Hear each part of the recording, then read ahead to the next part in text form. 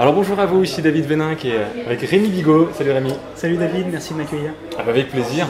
Bienvenue dans ce nouvel épisode un petit peu particulier de la série Vendre avec plaisir. Vous le voyez, on est au salon des micro-entreprises et on s'est dit que ça pourrait être intéressant de faire la thématique d'aujourd'hui autour du réseautage. Comment finalement optimiser sa participation à un événement de ce type-là, autour de 3 clés que tu m'as partagé tout à l'heure et que je me dis que ça pourrait être intéressant effectivement de vous partager.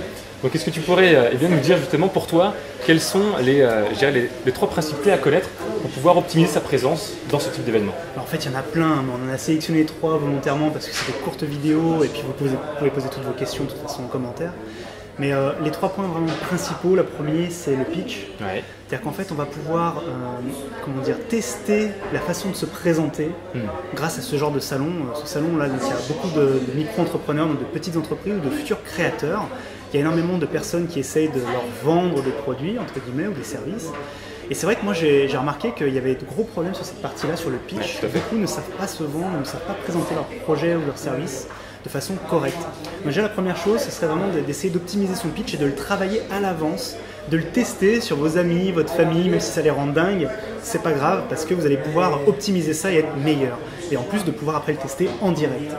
Le deuxième point, c'est ce que j'appelle les partenariats. C'est-à-dire qu'on voit souvent des gens qui considèrent les gens qui font à peu près ce qu'ils font comme des concurrents. Ouais, tout à fait. Et ça, c'est une grave erreur. Quand on voit l'exemple, moi j'adore un exemple énorme, c'est Toyota et Peugeot qui se sont associés sur des véhicules. Ils ont le moteur elle-même, le début de carrosserie elle-même. C'est juste le design de la voiture qui change. Et quand on a dit ça, on a tout dit. Si des gens comme ça qui sont pourtant très concurrentiels arrivent à s'associer pour travailler, l'autre exemple très connu c'est Apple et Samsung. Samsung qui fait les écrans des iPhones, c'est assez rigolo quand on y pense, quand on connaît la guerre entre les deux marques. Voilà, il faut vraiment identifier les gens comme des partenaires. Qu'est-ce que vous allez pouvoir faire avec ces gens, comment vous allez pouvoir travailler avec eux. Et puis le troisième point qu'on avait dit, c'était tout ce qui était lié un peu à... Je ne me souviens plus d'ailleurs, on avait dit. Proposer. Voilà, c'est la proposition, excusez-nous. On est après 3 jours de salon, ça fatigue.